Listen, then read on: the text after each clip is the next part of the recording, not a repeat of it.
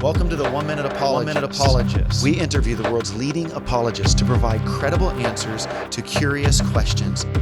Welcome to the 1 Minute Apologist. My name is Bobby Conway, and I am just excited as all get out to have Barnabas Piper in studio with us. What's up, Barnabas?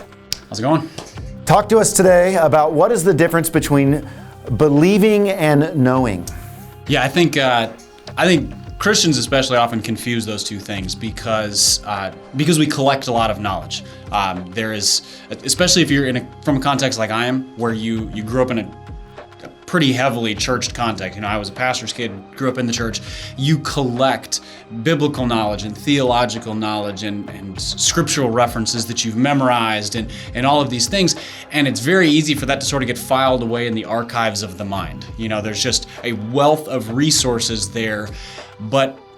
And that's knowing. Knowing is having answers, is having this, and even having sort of a mental assent to those things. Yes, these are true things. I've collected a pile of truth.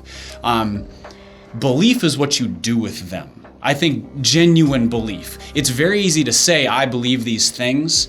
It's a very different thing to have that pile of knowledge begin to shape your life. And I think for a Christian, belief is the thing that triggers action. It's the thing that shapes your action. I mean, you've heard the old, it's sort of an old preaching analogy, is you have faith in the chair that you're sitting on. You didn't know that it was going to hold you before you sat down, but you had enough belief in it to place your weight on it and assume that you weren't going to crash to the floor.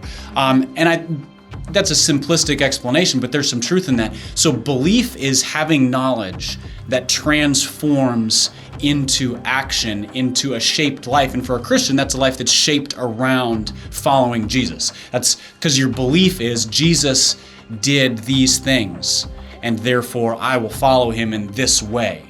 And so it is not enough to know. We both are aware of people they're biblical scholars, and they're not even believers in Jesus. They're not followers of Jesus at all. But they have more knowledge than you or I because they're brilliant and they've collected it and they've studied in depth. But that has not turned into the belief that shapes a life.